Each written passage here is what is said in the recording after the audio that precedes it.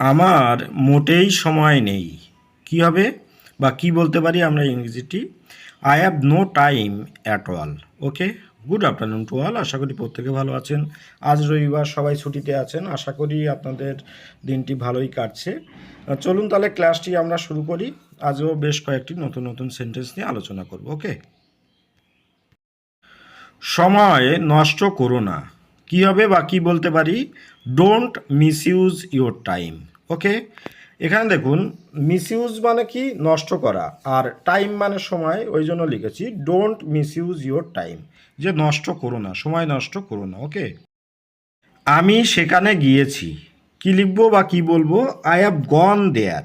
গন মানে হচ্ছে যাওয়া। এখানে দেখুন, হ্যাভের পরে ভার্বের ফর্ম লিখেছি, ওই জন্য গো না লিখে লিখেছি gone, past participle form use করেছি। ওকে, ভিখারিটা দরজায় দরজায় ভিক্ষে করছে। কি? The beggar is begging door to door. এখানে দেখুন, বেগার মানে হচ্ছে ভিখারি, আর বেগিং মানে ভিক্ষে করা। আর দরজায় দরজায় ইংরেজি কি? ডোর টু ডোর বা ডোর ফ্রম ডোর। ওকে, ওই জন্য লিখেছি the beggar is begging from door to door. Okay, Anirban একটা গোল করেছে। কি বলতে পারি? Anirban has scored a goal.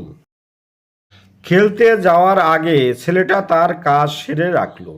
The boy had finished his task before he went out to play. Okay, আজ বৃষ্টি হতে পারে। কি লিখবো বা কি বলতে পারি? ইট মে রেইন টুডে। হ্যাঁ, যেহেতু সম্ভাবনা অর্থে বুঝিয়েছে, হতেও পারে আবার নাও পারে, ওই জন্য লিখেছি মে। হ্যাঁ, আর রেইন মানে বৃষ্টি, দ্যাটস ওয়াই সেন্টেন্সটি কি লিখেছি?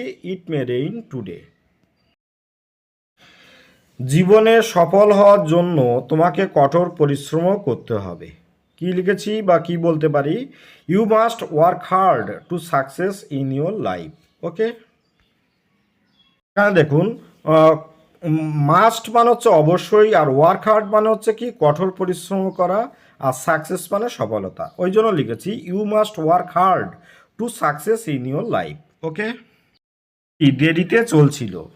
কি লিখতে পারি বা কি বলতে পারি? The bus run late. Okay, দেরিতে চলা ইংরেজি হচ্ছে রান লেট। ওকে, খুব সহজ ইংরেজি। তরুণীটি গত রাতে মারা গেছে। কি লিখতে পারি? দ্য ইয়াং লেডি মানে তরুণীটি, আর পাস্ট আওয়ে মানে হচ্ছে মারা যাওয়া, আর লাস্ট নাইট মানে হচ্ছে গত রাতে। ওকে, ওই জন্য লিখেছি দ্য ইয়াং লেডি পাস্ট আওয়ে, বা আপনারা ডাইডও বলতে পারেন লাস্ট নাইট। ওকে, তারা সাধারণত প্রার্থনার আগে স্কুলে পৌঁছায়। দ্য স্টুডেন্টস মানে হচ্ছে কি? এখানে তারা অর্থে usually reach school before prayer. Okay, RG করের ঘটনার প্রতিবাদে আজ ছাত্র আন্দোলন চলছে।